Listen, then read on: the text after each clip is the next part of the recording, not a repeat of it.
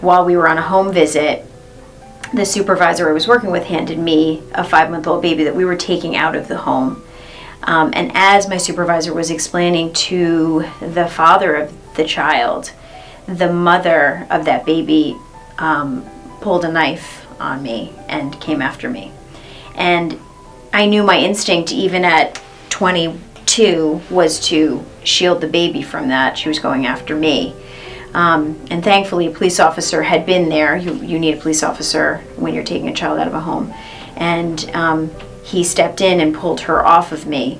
But I realized in that moment that I didn't have the thick skin that I needed for that job. The heart was there, my heart was there 100%, but it wasn't going to be for me. So that was it. So I do remember the doctor saying, "Oh, you'd probably be out of teaching for at least a year or two."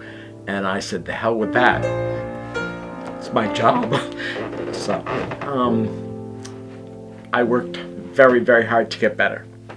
And sorry, a lot of times I don't believe I'm doing this because I don't usually, but worked very hard to get better, then found out 2 years later I wasn't getting any better. So my middle school classroom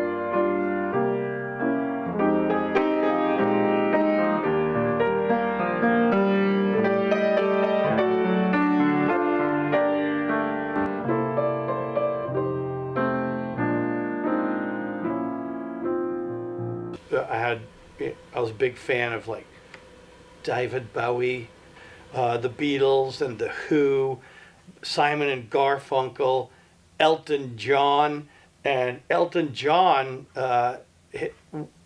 fulfilled a special place for me because out of all the pop stars, he's like a piano guy. He's not the piano man. That's Billy Joel, but we're not going to talk about Billy Joel today. Elton John's songs, he kind of plays piano the way I play piano. And when I started playing his stuff, my hands were like, oh yeah, this is what I want to be doing with my hands on the piano. And it was just a kind of music that I easily adapted to.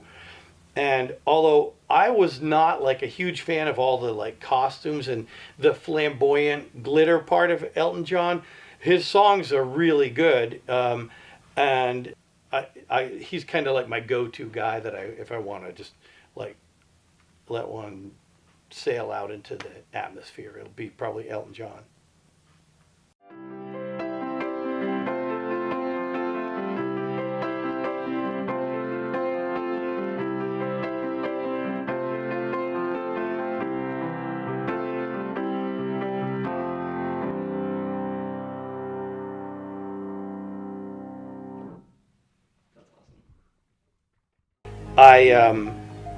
I met a witch who predicted my future.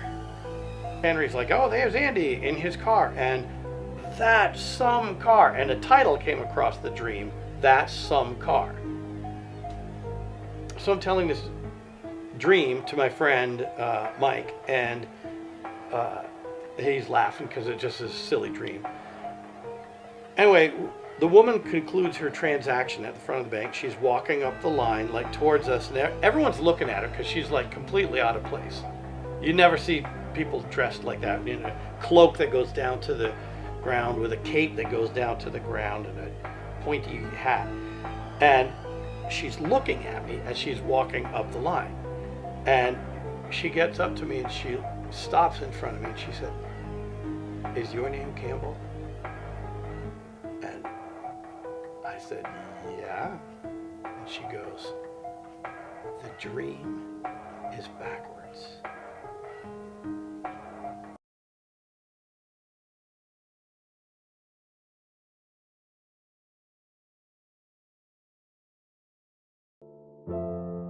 And I had one time in that whole 2 weeks that I went through this that I thought, I'm gonna die. Like, this is it. Because I knew how serious it was.